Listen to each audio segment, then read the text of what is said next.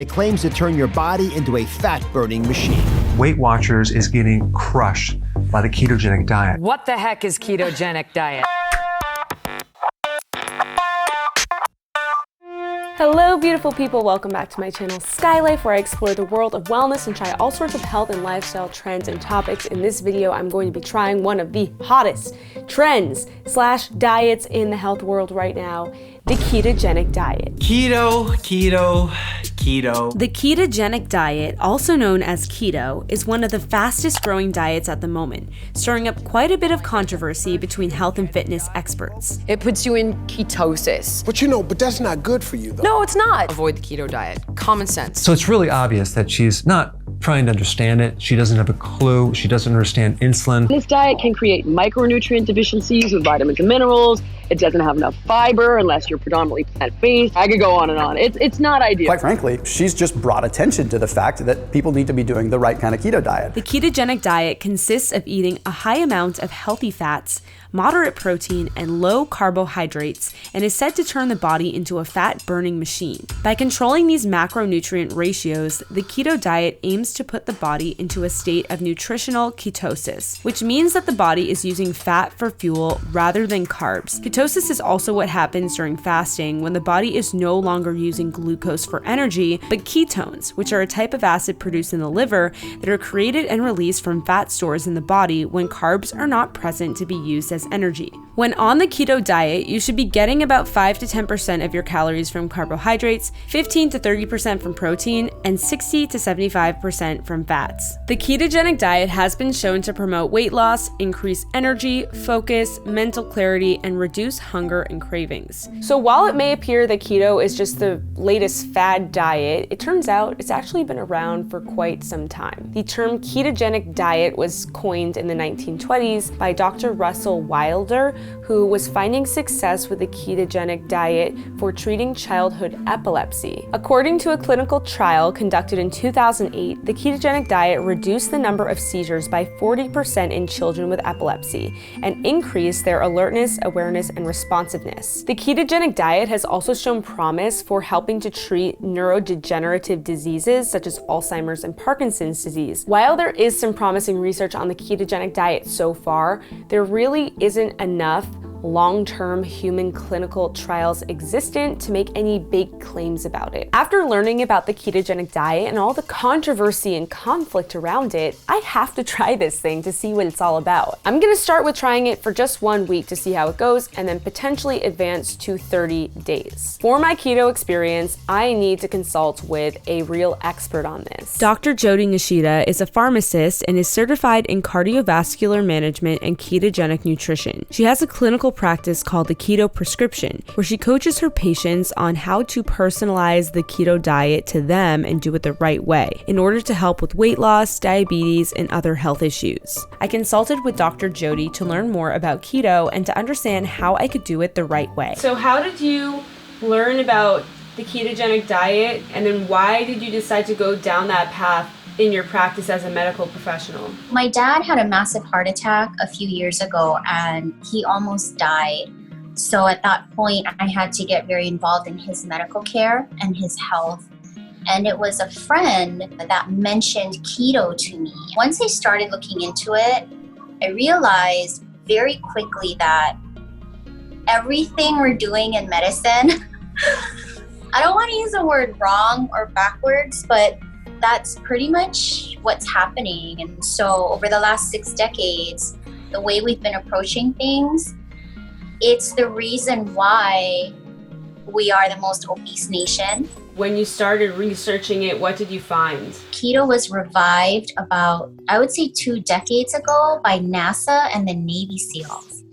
And it was all of their research into this, and then medical providers that then took that and started implementing it in their own practice for everything that I mentioned: diabetes, high blood pressure, cancer, Alzheimer's disease, all of these conditions that it was just very eye-opening. And the proof is in the pudding. The National Institute of Health is currently recruiting for 50 different studies looking at the application of keto in different disease states. Why do you believe, as a doctor that's helping people heal with this way of eating, that the ketogenic diet is more than just a fad diet or a trend? It is a very sustainable, quote unquote, diet. And we actually don't like to use that word as much as possible.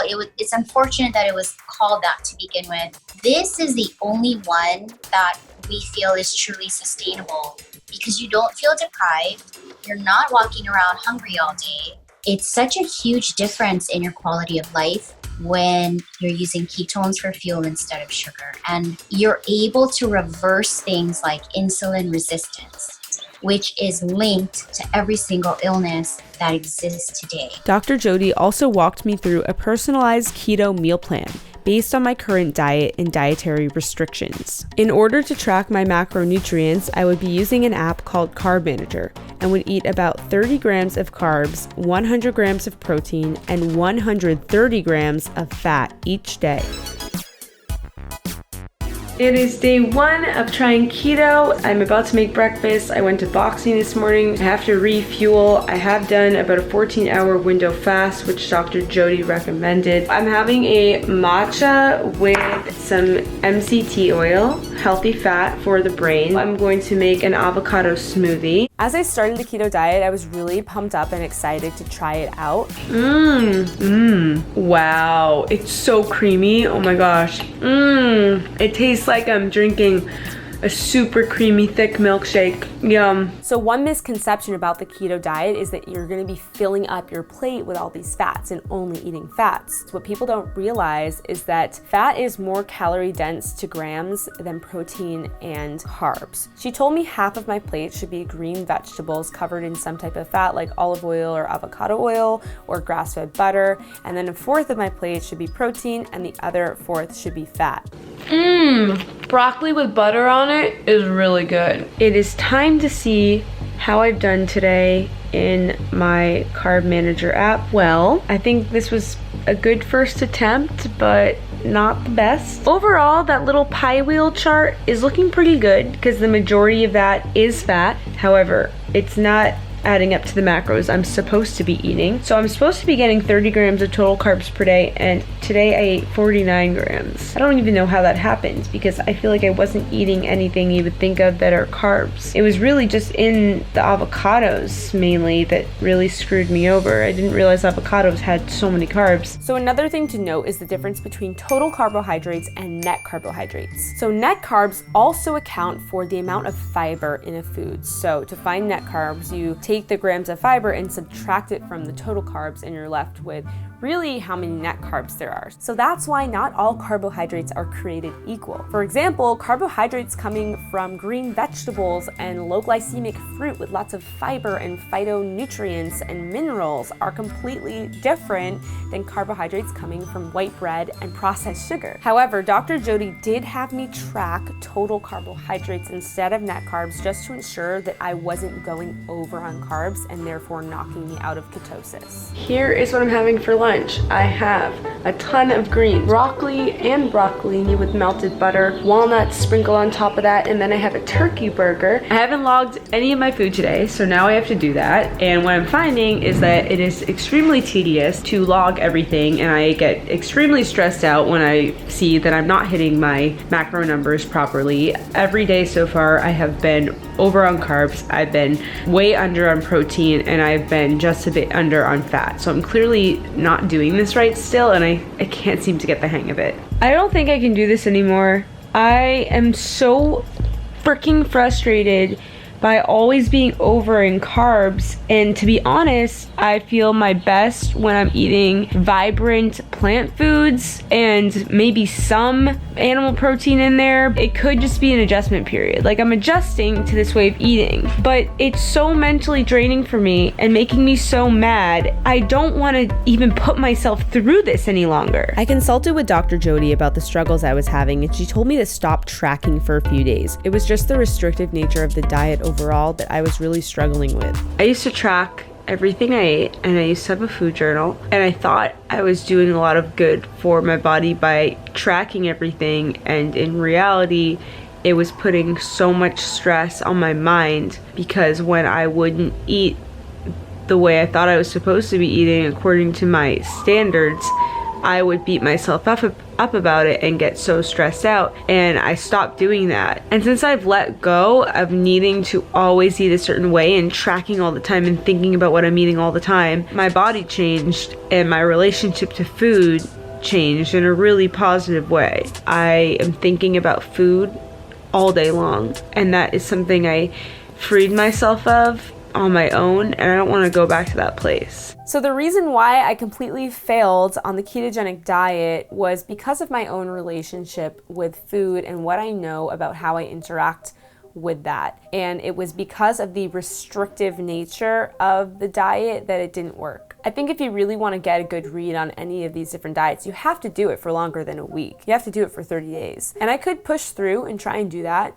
but because it put me in such a negative headspace and I felt like there was so much mental energy being wasted just thinking about food all day long. And that's something I freed myself from before. It was like backtracking into that dark place. And for that reason, I can't continue it for any longer. I'm gonna go back to what I know works for me. I'm so happy with my body right now and my health, and I don't feel like I need to do any type of diet to change that. Just because keto didn't work for me doesn't mean that it couldn't work for you. It is helping so many people out there, so if you want to give it a try, then I put Dr. Jody's contact and social media down below in the video description so you can contact her. Please let me know in the comments below what you think about the ketogenic diet. Have you tried it? Did it work for you? Did you fail like me? I'd love to hear your thoughts. And if you haven't already, definitely subscribe so you can join the Skylife family, which is a community of beautiful people who are committed to living our healthiest, happiest, most vibrant lives and being exploratory in the process. And definitely hit the bell button so you'll be notified whenever I post a new video, which is every Thursday. I want to thank you so much for watching, and remember, you have the power to thrive. You have the power to live your best life ever. I will see you next week. Bye.